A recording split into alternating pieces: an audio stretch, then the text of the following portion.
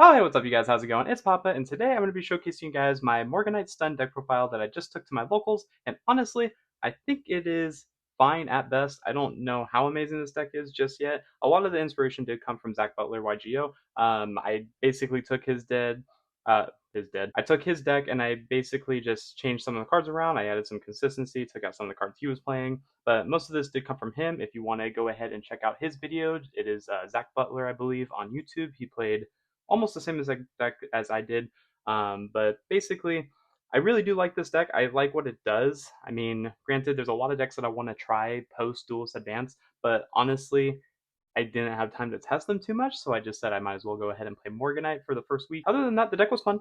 You had some crazy end boards, being able to end on like Majesty's Fiend, Vanity's Fiend, a bunch of solemn cards. The new Morganite cards are kind of insane, but other than that, we're going to go ahead and get into the deck profile. But before we do start this deck profile, I want to ask you guys to please like and subscribe to the channel, because if you like and subscribe, it lets me know that I am doing something right. And if you haven't already, please check out my social medias, being Instagram and TikTok, YouTube, and Twitter, I believe I have. But do please follow me on all of those, because again, they are just more forms of getting connected. But enough jabbering, let's go ahead and get into the deck profile. So starting off with the main deck, of course, we are on 3 copies of Morgana, the Witch of Eyes. So this card reads is that this card is always treated as a Morganite card, and when an opponent's monster declares an attack, you can banish 1 Morganite spell from your graveyard and negate that attack. You can only use each effect of Morgana once per turn, and if this card is normal or special summon, you can add 1 Morganite spell from your deck to your hand, and if you have 3 or more Morganite spells with different names in your graveyard and or banishment, you can change the attack of all face-up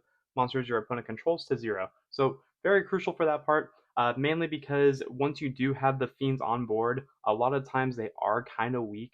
So basically, most of the time your opponent's going to be able to just summon something and then just kind of beat over it if they say like negate the Vanity's Fiend, negate the Majesty's Fiend. They're just going to do their best to attack over it. But if you have this on the field paired up with the Morganite stuff in your graveyards or banishment, then you can just make everything 0, which is kind of cool. And then moving on to the rest of the monsters, we play 3 copies of Vanity's Fiend, and we play 2 copies of Majesty's Fiend, as well as the 1 Archlord Charistia. The deck is kind of toxic. It's basically just King of the Hill. You're ending on Majesty's Fiend, you're ending on Vanity's Fiend.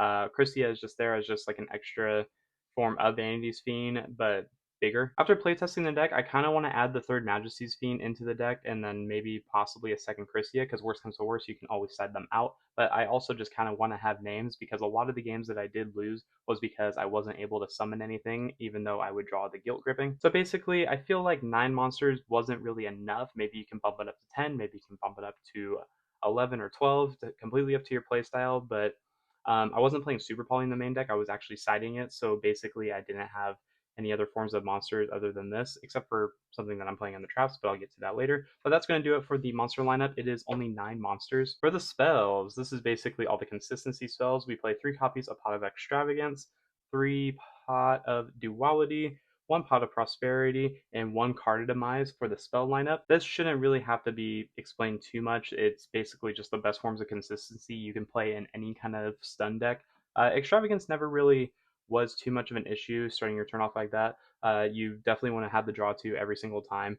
Your extra deck does not matter. It really doesn't, especially in game ones when you are not playing Super Poly in the main deck. So basically, being able to just get that extra deck out of here just to draw cards is very nice. Demise is broken, Prosperity is broken, Duality is insane because you can play it with the Extravagance. So no harm, no foul there. I'm not going to get super into them. They are just consistency cards. They just help make the deck go round. And then for the Morganite cards, we do play 3 copies of Succumbing. So basically what this one does, basically every Morganite card is going to lock you out of activating monster effects in the hand, which is completely fine. And then this one makes it to where monsters you control can make up to 2 attacks on monsters during each battle phase. And then if your monster battles an opponent's monster, any battle damage inflicted to your opponent is doubled. But the best part about this card is that you can banish this card from your graveyard to add a Morganite card and then put a card from your hand to the bottom of the deck. So it is very strong because this basically gets you to your Guilt Gripping, which we also do play 3 copies of.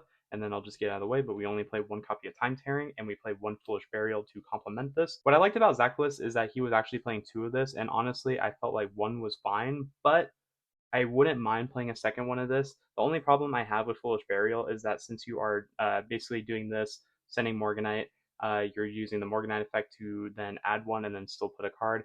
It just feels kind of awkward. when you're playing in stun deck like this, especially if you're doing it like turn one. You'd kind of rather just have that extra card to basically just be protection, be a trap card, be a monster, whatever it is. But you do kind of want to get to Morganite. You need to get to Guild Gripping as fast as possible, so that way you can get your Vanities and your Majesties on the field. But I only played one. This would get sided out going second, basically just to make room for like board breakers, because this deck really does kind of struggle when you go against big heavy boards. The real busted card in this deck though is Guilt Gripping. This is the newest card from the Duelist Advanced set. Basically what this card does is that you can normal summon level 5 or higher monsters without tributing, and you do not pay life points to activate spell or trap cards. So that's going to be really important when we get into the trap lineup of the deck. And then Time Tearing, we all know what Time Tearing does. It's been out for a while. Get it together. Here's why the new Morganite is very important. We are on the traps. We play, here. We play 3 copies of Solemn Strike, we play 3 copies of Solemn Judgment, and we are playing 3 copies of Solemn Warning. This is disgusting. The fact that you can play all 9 Solemns in one deck and not have to pay any life points is insane. This reminds me of my old days with Counter Fairy, which was the very first deck I ever took to a regional qualifier, which was insanely fun. But honestly, being able to play all these cards just felt really busted. I would have really disgusting hands, like I would open up like the Guilt Gripping, Vanity's Fiend, and then like Judgment Warning, and the game would just be over after that. Some of these cards do get sided out. I do side out strikes when I'm going first, because most of the time you'll have a Majesty's Fiend, you'll have a Vanity's Fiend. So strike just kind of becomes the worst one of the three. So you make room for cards that are going to protect you, like say like Inspector Border. But Warning and Judgment will just become your main ones post sighting going first, because essentially when you summon your main guy, they're going to want to summon something that gets over it, and if they do summon something that can get over your Majesty's Fiend, your Vanity's Fiend, whatever it is, then you can just Warning or Judgment the summon. It's completely fine. But that's it for the Solemn lineup. And then here's like the protection of the deck. I haven't really seen too many people playing this. I played 3 copies of Dogmatica Punishment, and then I played 3 copies of Crackdown. I have seen people play Iron Thunder, I've seen people play Impulse, I've seen Imperm, I've seen a lot of cards, but I feel like you want to be getting complete use out of a deck like this. So I felt like Punishment was really good, mainly because, again, most of the time when they can out the Majesty's or Vanity's Fiend, say they like Impermit, they Dark Ruler it, whatever it is, they're going to summon something, attack over it, and then try to do their plays after. But if you summon Vanity's Fiend, and then they summon a guy, try to attack over it, and you like Punishment or you crack down it, and then it immediately goes to main phase 2, to where you feel safe about having your guys on the field, even if they're negated, because you'll most likely have them for your follow-up. These cards were honestly really good. I really liked Punishment a lot. I really liked Crackdown a lot. Crackdown was basically the MVP. I really do like these cards. I'm really glad that I played them. I think they were just very underrated the whole tournament. But that's going to actually go ahead and do it for the main deck. It is 40 cards, no more, no less. There's not really a huge thought process behind this deck, if I may be completely honest.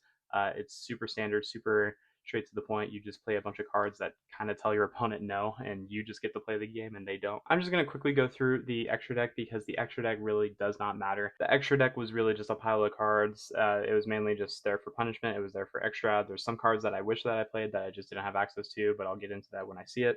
Like starting off, 3 Garura. This was the best card in the extra deck.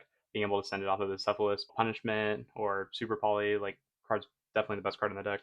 1 Mud Dragon for Super Poly, Entis for Punishment.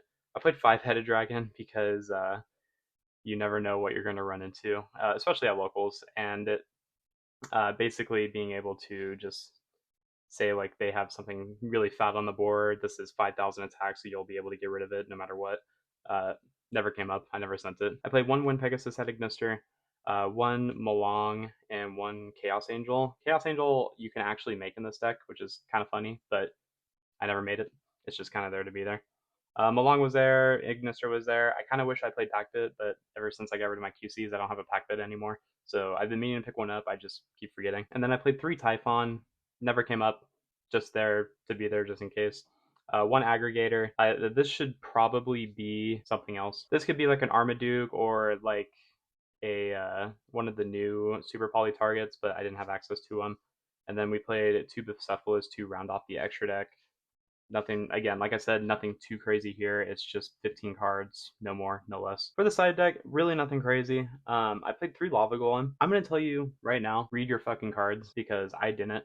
And I completely misread Lava Golem because yes, the Morganite cards will give you an additional normal summon, but Lava Golem reads that you can't normal summon at all. Not as smart as I thought I was when I was playing this. I was like, why is nobody playing Lava Golem with Morganite? Because you can't summon after that, so you're summoning Lava Golem and then they're attacking you directly and blah, blah, blah. It's a pile of shit. Don't play this card. I basically play with the 12 card side deck. I just don't know how to read. And then we played 3 Inspector Border. Thank you, Alan, for letting me borrow these, even though they're mismatching rarity. But again, much appreciated. I never saw this card, but it's there because it's a stun card, so that's why we played it. We played 3 Clockwork Knight.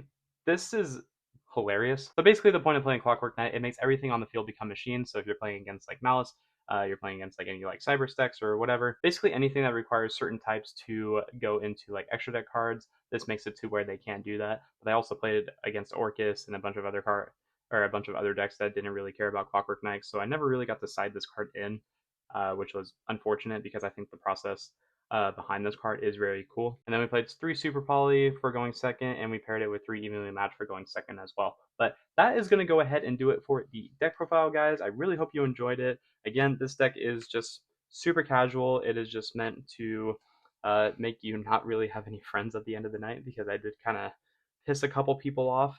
If you know, you know. But other than that, I think the deck was a lot of fun for me, not for everybody else. But I don't know if I'll like really dive too much into this deck again, because again, it is just a stun deck, so you don't really need to think too much when it comes to this deck. But I really did like playing it. It was something to just kind of turn my brain off and just kind of play and create content for the night. But other than that, that's really been it for the deck profile. Let me know what you guys want to see. Let me know what you thought of the deck. And until next time, guys, this has been Papa, and I will catch you all in my next video.